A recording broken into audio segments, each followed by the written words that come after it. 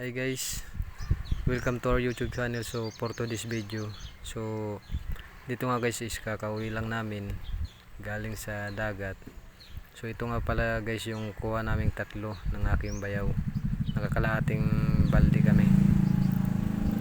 So dito nga guys is sisimulan ko na ilagay sa langgana yung isda kasi pipilian niya ni mama at ibubukod yung mga ganting kung ano yung ibubukod niya para bukas diretso na lang siya doon sa palengke para itinda niya.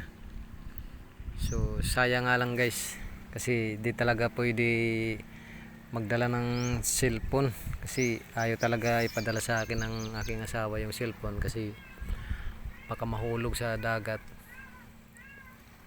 tsaka wala rin kami mapaglalagyan. Siyempre magbubugsay pa ako, baka mahulog yung cellphone, mahirap na masira. Kaya dito ko na lang ginagawa yung pagdadating namin at saka bago umalis. Kanina palang hapon guys is hindi ako nakapag video kasi na timing naman na pag alis naming tatlo mga 5 o'clock ng hapon lobat yung cellphone. Kaya pagdating na lang namin sa gabi binidyoan na lang kami ng aking asawa para ma-update ko lang kayo sa pagpupunta kami ng pag-uwi kami ng galing sa dagat.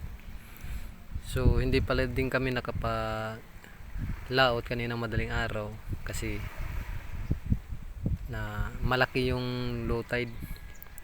Hindi namin nabantayan na yung oras kasi siyempre pagod, sarap ng tulog, kaya hindi na kami naka sa pambot namin. So mamaya palang hapon guys pupunta na naman kami ng dagat mamaya alas 5. So baka videohan tayo ng aking asawa bago kami umalis, siyempre para maging update kayo sa aming mga bago naming i-upload sa YouTube. So sa mga hindi pa nag-subscribe guys, sana po suportahan nyo po yung aming YouTube channel at sa aking bagong ginawa na Facebook page, Castillo Family TV. So sana guys suportahan niyo po kami kasi malaking bagay po at malaking tulong na rin po to para sa amin ng pamilya po. At syempre guys shoutout ko lang din pala yung mga kagaya nating mananagat na sana mag-iingat lagi sila bago sila papalaot at huwag kalimutan magdasal lagi.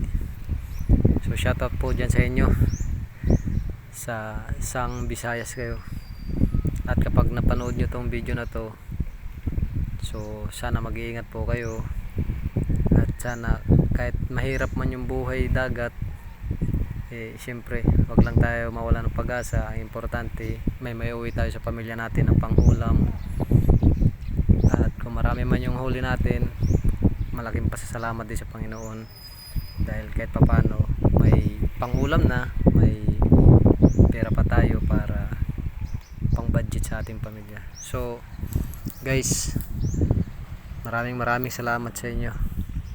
So dito guys, yan lang po talaga yung kuha namin. Sana po sa susunod na mga araw, sana po maka-jackpot po tayo na marami tayong kuha ng mga sulid, kung anong klaseng isda, kasi mas mahal dito sa amin yung kilo na ganito mga sulid, lalo na kung malalaki.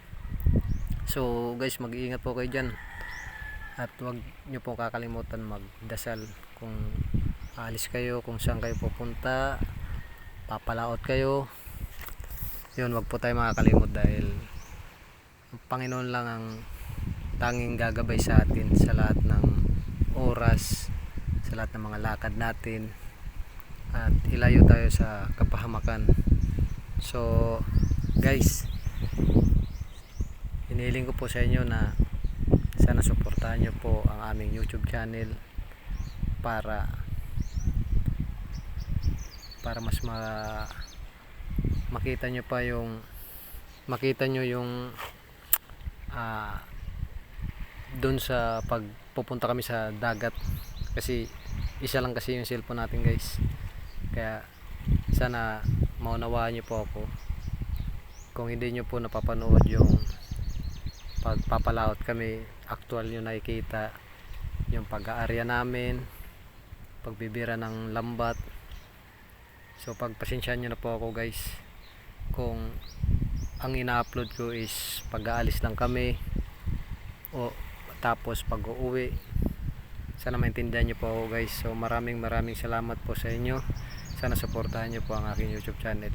So salamat din po sa Panginoon, dahil kung hindi sa Kanya wala tayo dito sa mundo. So thank you guys, God bless.